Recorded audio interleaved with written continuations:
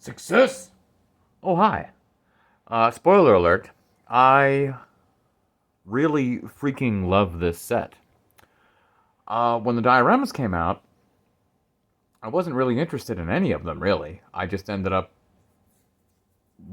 deciding I had to get the trash compactor because it had the exclusive R2D2 first ever with back printing. And then the completionist in me kind of kicked in and was like, well, I've got one from A New Hope, so I want to get the one from Empire Strikes Back. I was like, well, maybe I want this one too. Now, the reason I wanted this one is when I was in 8th grade, which would have been back in 97 to 98. So I guess that would have been right after the special editions? 1098. Yeah. Uh, we did class slash grade reports, and my particular group, or I should say my class, was assigned the 70s. And my group in my class, we were assigned entertainment in the 70s. So I said, "Yo, I'm taking movies up in here, and I'll do my own little. I'll take care of a certain part of the presentation." They said, "Sure," and I negotiated with the teacher and said, "Can I? Is there any way I can show like a clip from a movie to the whole? Because we got to present in front of the whole grade." He said, "Yeah, I mean, I can hook this particular projector up to a VCR. Yes, VCR. This was before DVD, and I had the original Star Wars on VHS tape, so I had to make sure my tape was cued just right at the right part, so that when he popped it in there and pressed play, it started right where I needed it to start." Anywho, I was only allotted so much time to show a clip, and I thought, well, what's the best clip I could possibly show? Because again, we were given the 70s. So only one Star Wars film came out in the 70s, because Empire Strikes Back was 1980, of course. So I only had the one movie. So what would be the most impactful part to show when I've only got like 1 minute? So I decided to show the destruction of the Death Star with the final trench run and the TIE fighter pilot, look out, who, watch that scene again. The TIE fighter pilot literally says, look out, and then crashes into Darth Vader. It's like nobody was coming at him or shooting him. He just turned and crashed. It's pretty funny. And then, you're all clear, kid. Let's blow this thing and go home. Luke blows up the Death Star. Twinkly, twinkly, twinkly. Before the big special edition ring exposed from it. And then it ended with Obi-Wan saying, remember the Force will be with you always. So that memory, I kind of wanted this particular set to commemorate and represent that point in my life where I was very proud. My first presentation of getting to show the whole grade. This is Star Wars, and Star Wars is important, and Star Wars is cool. Because back then, back in the mid-90s, it was very niche and nerdy to be a huge fan of Star Wars. Not everybody gave a crap about Star Wars. Now it's like, part of everyone's lingo. And most people at least have seen it, if not enjoy it. So I got this set. I know, it's too much to ramble on about. But that's why I decided to get this set. And of course, I'm probably going to get all the dioramas. I did want the Dagobah one, because I wanted the Dagobah one more than this one because it comes with minifigs. Hello. And, but this one was slightly cheaper than the Dagobah one. And I'm not looking forward to building the base of the Dagobah one with all the 1x1 flat tiles that make up the swamp. And I'm such a perfectionist at getting them all straight. I remember the trash compactor. That was the worst part, was building the floor base with all the water and the but there was a lot of 1x1. Some of it not so much. Like, I think there's more on the Dagobah one. But that's like a tedious pain in the butt. This, however, I must say, this set, again, a rare occurrence where I buy a set that doesn't come with minifigs. But it does come with the exclusive printed R2-D2 thing here. So that That's well worth a pretty penny right there, I must say. And of course, you get an extra one since it's such a small piece. So there's that. But this is a case where you can look at a picture of a set. You can watch a video about a set. You can see it from all angles. You can even see it in person, maybe. But to really get your hands on it and to be able to take a close look at it and build it yourself and experience it every step of the way just makes it so much better and makes it so much more enjoyable. I love this set, I think, because I built it. Like, if someone said, here you go, here's the set that I built. Like, again, I just got this brand new Bricks and Minifig store, which I'm very thrilled about, but so many sets they sell that are already built, and I'm like, why in a million years would I want a Lego set that's already built? That's like buying a puzzle that's put together and framed. Like, no thanks, I'm good. I want to put the puzzle together. I want to build the Lego set. That's half of, if not most of, the fun. Anywho, building this set, as you can see, was not as tedious as the trash compactor, and I'm sure as the Dagobah one would be.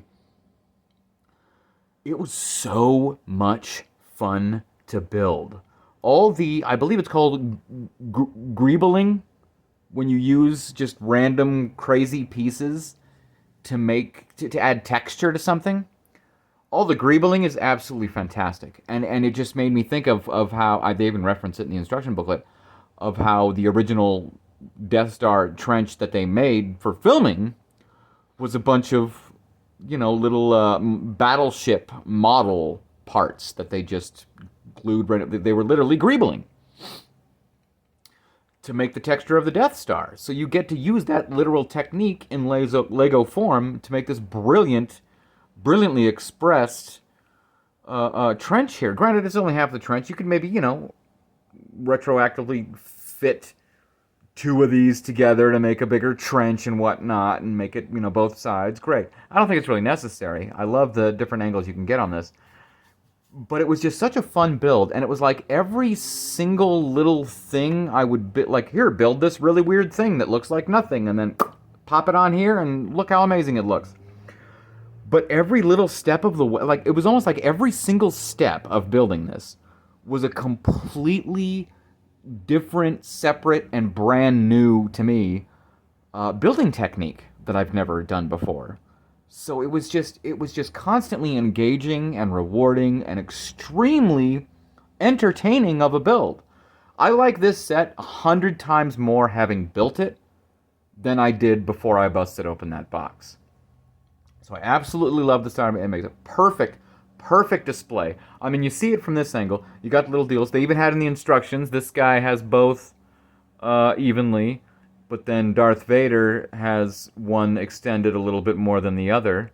And my son was like, well, normal TIE fighters, they click both buttons at the same time. But Darth Vader, no, he does one at a time, And then you got your printed tile piece down here. The Force is strong with this one, with the Darth Vader there. So and using the gem pieces here for the engines. I can't tell you how many TIE Fighter and X-Wing micro builds I've had, mostly like in Lego Star Wars advent calendars, what have you. But every time they give me one, it's a different build style. These probably the best. I mean, this X-Wing is a lot more exquisitely detailed than your typical X-Wing micro build. Obviously, of course, you've got the printed R2-D2, but just everything else they use is absolutely fantastic. These TIE Fighters are pretty standard for a TIE Fighter micro build. Nothing really special about them. However,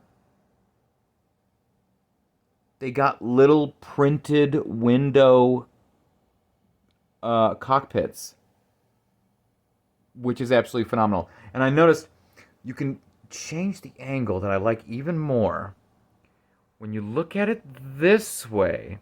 And if you were to look at it, and you got the gun turret, so he's clearly just barely dodging the gun turret. This is just mid-action. And this is the way that the instructions tell you to build it, but you can obviously move the TIE Fighters anywhere you want. You can move the X-Wing to very numerous different spots that are available. But the way they have you build it, if you look perfectly down the center, He's the X-wing is just turning to miss Darth Vader's fire, and the other TIE fighter is just gonna miss his wing.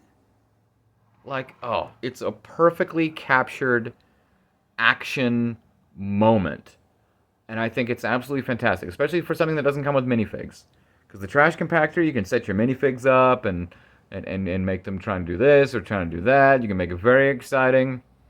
But this just being a moment in time, I think is just absolutely terrific. Look, he's just going to miss. Oh, I love it. Look out! So, overall, this was an extremely engaging and entertaining build. I love how little bit, like, they could have just blocked it off like the base is, but even after you build the base, no, they're extending things at the top. They're sticking, yeah, McClunky, indeed. They're sticking things out on the side here. These things are going over the edge here, so it gives, look, I mean, like this back here. They don't make it like perfectly like, oh, round it off and make sure everything's nice and tidy. No, it's just a chunk of the Death Star, and an absolutely fantastic set. I mean, yeah, is it expensive? Heck yeah, it's expensive. I think it's like 70, and the Dagobah one's like 80, something like that. But well worth it, I would say.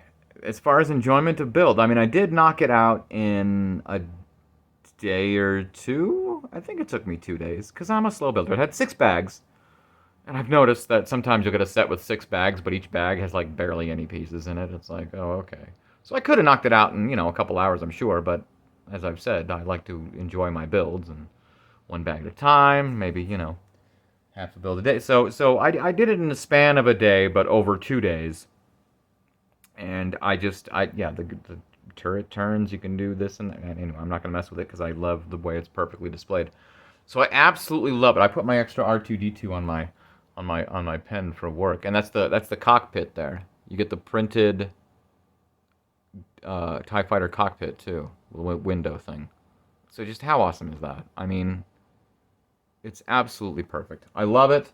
I think it's a terrific set. I look forward to the new ones coming out. I believe we're getting a speeder bike chase for Return of the Jedi and a Death Star throne room, both of which I'm very curious as to how they'll scale, because we've had plenty of speeder bike sets and we've had plenty of Death Star throne rooms, including one just a couple of years ago that I have on display right now. So we'll see, but if they keep up with amazing as I now have 2 of the currently available 3, and I will be getting Dagobah soon enough. So, but this was, surprisingly enough, far more impressive than I expected, and an extremely enjoyable build. I'm just repeating myself now, I know. I love this set. It was worth the money, and how many pieces is it? I don't even know. I already got rid of the box.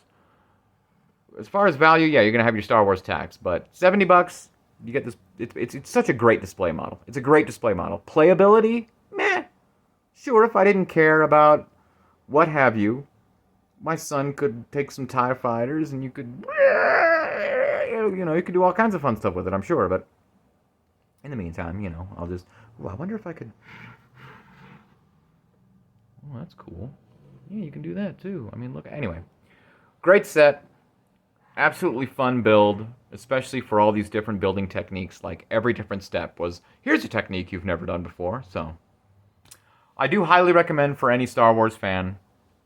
And, yeah. Lock S foils in attack position. And, you worry about those fighters. I'll worry about the tower. Okie dokie.